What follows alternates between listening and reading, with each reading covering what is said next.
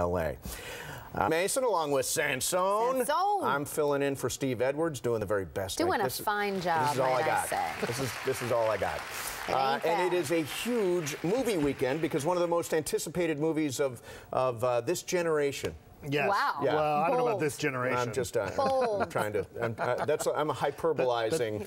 That's a big lead-in. Yes. For a movie about little guys. The Hobbit. The Hobbit. Yeah. People have been waiting for this. I think people mostly are going to be pretty happy with it. But, you know, the bar was set really high with the Lord of the Rings trilogy, and this one doesn't quite measure up.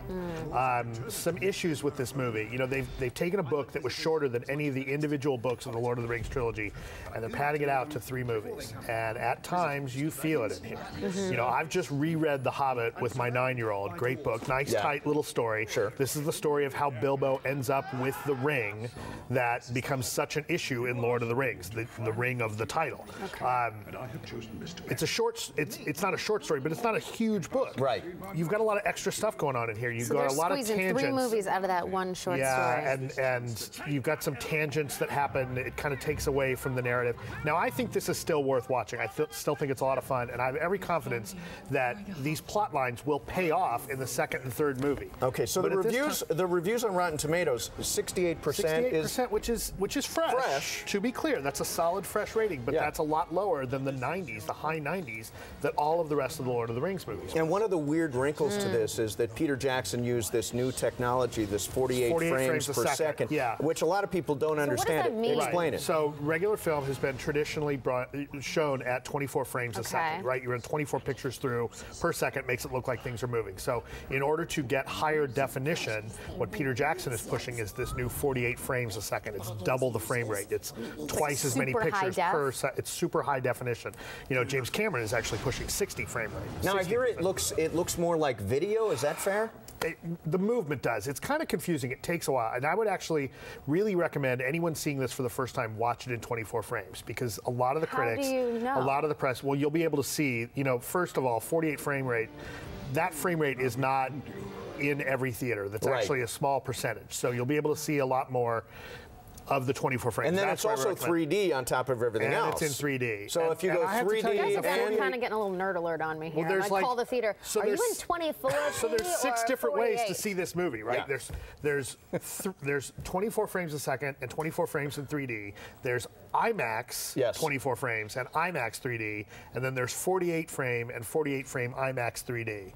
Both the 48 frames are in 3D. So chances are you'll see it. Yeah, I would recommend it. I would recommend it. You know, but it's weird. Like the 48 frame rate, what it looks like is, you know, if you're watching an instant replay on TV on a super high def screen and it looks sped up, that's what it looks like. Okay, The Hobbit doesn't need as much help as a film like The Stand-Up Guys. Al Pacino, Christopher Walken, Oscar winner Alan Arkin. Yeah, this one's weak. 42%. This movie should have been a lot better than. What's the general gist of it? The general gist is, it's these guys that, you know, are out of prison, and it's like one last big school, you know, trying to maintain, you know, it's a bunch of older gangsters, and it's supposed to be funny, and it's just not that funny, unfortunately. All right, and are we going to get to Any Day Now? Any Day Now, which actually the critics are liking. That's an Alan Cumming movie. It's this heartbreaking story based on a true story from the 70s about a gay couple that ends up with a kid, or adopting a kid with Down syndrome. It's a real, you know, heartwarming story, and Alan Cumming's been pushing this a lot. He's been doing a lot of press. 88%. 88%. That is fresh. Yeah, it's fresh on the site, so